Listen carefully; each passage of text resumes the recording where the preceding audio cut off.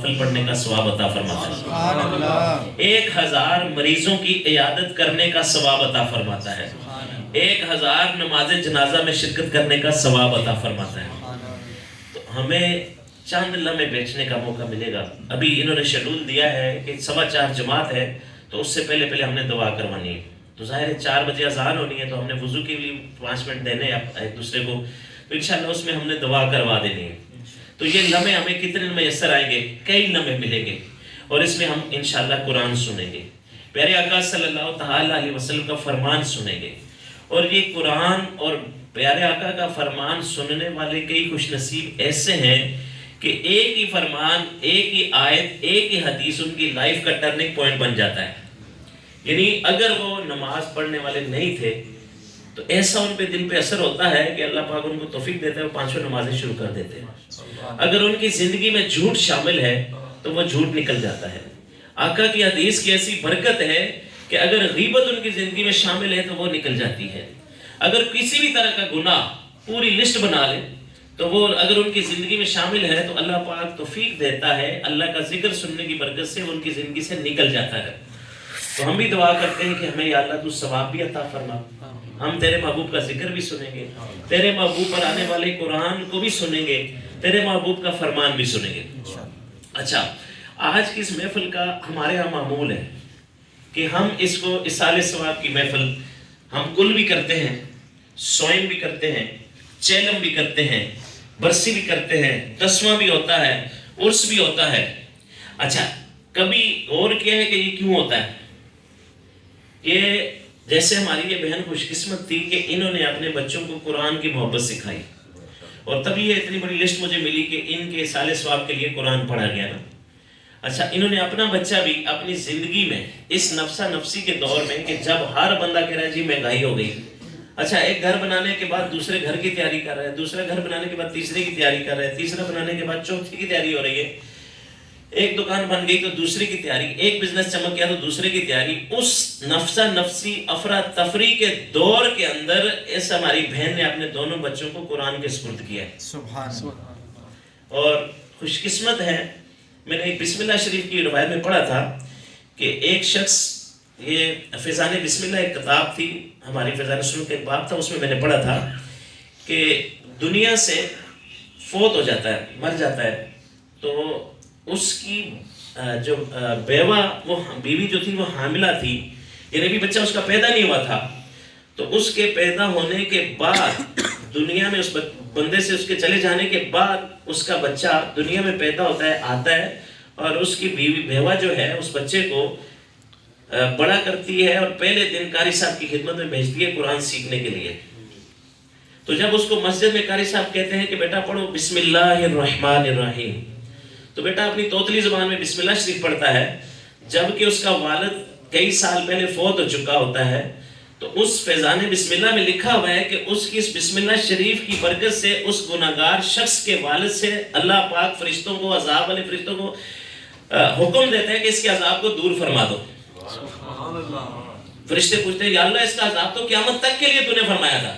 فرمایا مجھے حیا آتی ہے کہ روئے زمین کے اوپر کوئی بندہ میرا نام لے، کوئی بندے کا بیٹا اولاد اس کی نسل میرا نام لے اور اس کو میں عذاب قبر دوں، مجھے حیا آتی ہے۔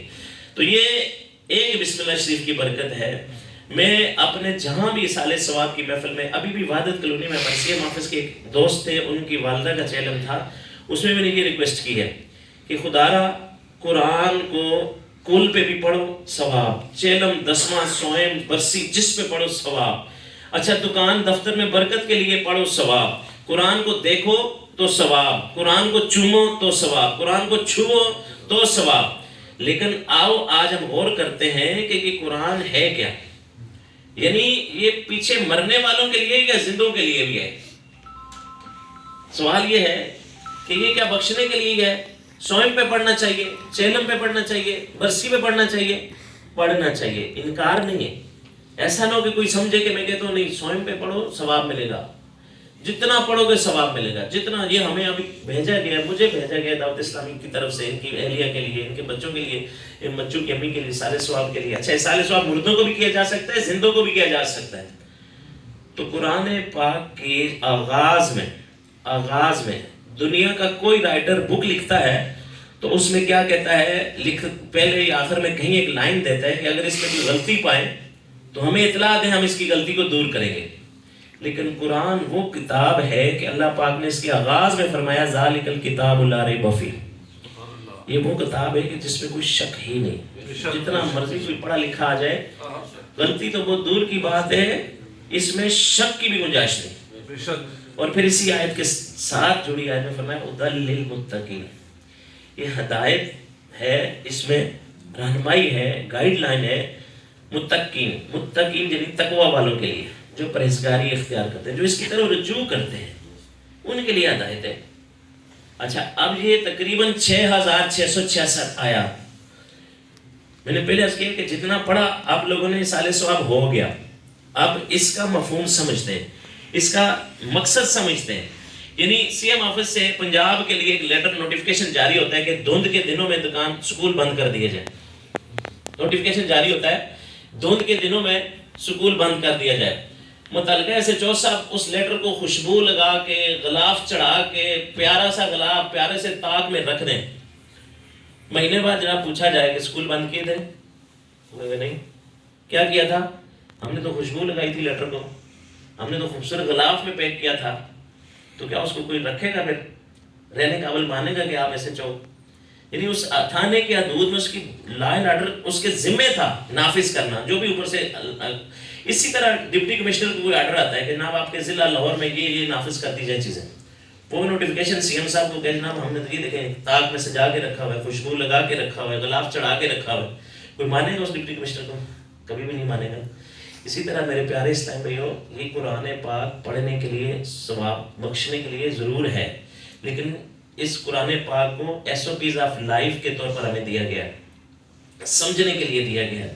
اور اس کی 6666 آیات ایک طرف رکھتے ہیں، یعنی ابھی ان کو ہم نہیں کھولتے، نہیں پڑھتے، صرف ایک آیت پہ فرمایا لَقَدْ كَانَ لَكُمْ فِي رَسُولِ اللَّهِ أُسْوَةٌ حَسَنَةٌ، کہ نبی پاک صلی اللہ تعالیٰ علیہ وسلم کی لائف آپ کے لیے بہترین نمونہ ہے، بہترین نمونہ ہے۔ یعنی اس ایک آیت کو آپ پڑھیے اور پھر غور کیجیے کہ اللہ فرما رہا ہے اس کتاب کے اندر جس میں آغاز میں فرمایا کوئی شک نہیں، کوئی شک کی گنجائش نہیں، تو یہ ایک آیت کہتی ہے کہ ایک ہستی کی لائف آپ کے لیے بہترین نمونہ ہے، اس پہ غور کرتے ہیں۔ باقی 6665 آیات ابھی ہم نہیں کھولتے، ان کو نہیں تلاوت کرتے، ابھی صرف اس پہ غور کرتے ہیں۔ تو اگر آپ اور میں مل کے اس آیت کا مفہوم ڈھونڈنے جائیں، تفسیر ڈھونڈنے جائیں، تو پوچھنا پڑے گا مفسرین کو، علماء کو، کتاب لکھنے والے کو، تفسیر لکھنے والے کو کہ اس آیت کی تفسیر کیا ہے، تو کہا جائے گا کہ آپ کی لائف کو کہا جا رہا ہے بہترین نمونہ ہے۔ تو آئیے ذرا سیرت مصطفیٰ کا مطالعہ کیجیے، میرے آقا صلی اللہ تعالیٰ علیہ وسلم کا بچپن کیسا تھا، پڑھیے۔ میرے آقا صلی اللہ تعالیٰ اس آیت کے تحت